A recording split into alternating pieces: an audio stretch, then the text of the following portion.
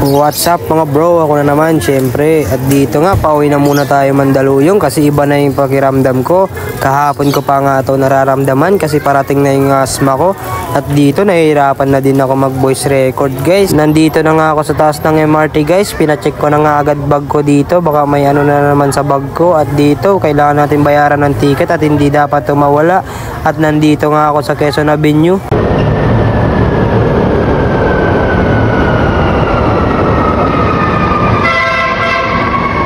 At ayan guys, dumating na nga at pasakay na din tayo. Sa sobrang dami nga ng tao, tatayo na nga lang tayo kasi yung mga upuan para nga lang sa mga matanda at sa mga bata at sa mga buntis, dapat sa kanila nga lang yan. Yung first station dadaanan natin ay GMA Kamuning at ayan yung mga dadaanan natin mamaya. At dito ubong-ubo na talaga ako, nahihiya lang ako kasi sobrang dami ng tao dito guys. Next station dadaanan natin ay Araneta, Cubao. At dito sobrang dami pa rin ng tao kasi bagong sakay na naman. Di ko na nga kaya guys at pinalayaan ko na at 2 beses pa talaga. Tapos na yung New Year, magpapaputog ka na naman. Grabe ka ron. Next station nga dadaanan natin ay Santolan Station. Pang-apat na station na nga to guys at nasa Show Boulevard na nga ako agad. Ang ganda nga ng mga lugar nila dito at bumaba na nga ako sa MRT dito guys. So nandito na tayo sa Station Boni guys at malapit na nga tayo dito sa bahay. 7:50 na nga. Sobrang dami pa nga ng tao dito guys. Mabuti na nga lang hindi nawala yung card ko para makapaglabas pa tayo dito.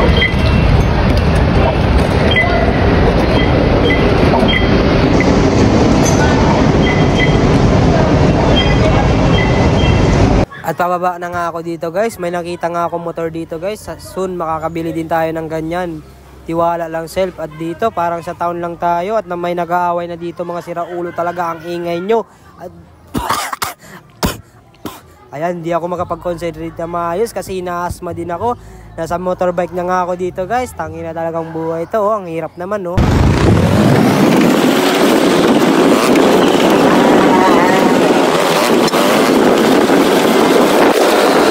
At ayun, dumating na nga tayo sa Martinez Market Palengke. At ayan, may nakita nga ako pusa dito. Pagtapos ko nga bayaran, laro ko na nga yung pusa dito guys. Kasi ang cute naman ng pusa natin. Oh, ang cute. At ayun nga, malapit na nga tayo sa bahay para makapagpahinga na din tayo kasi inaasma din ako.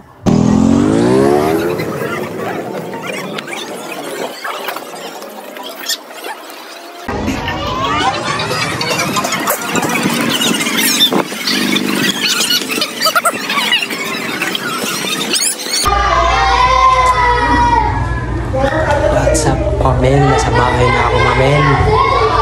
Ha, kapagod pagbiyahe, mamen. Ako din lang, iyan lang, kapag lang. May sugat sa ulo eh. Sobrang kating cream shake niya.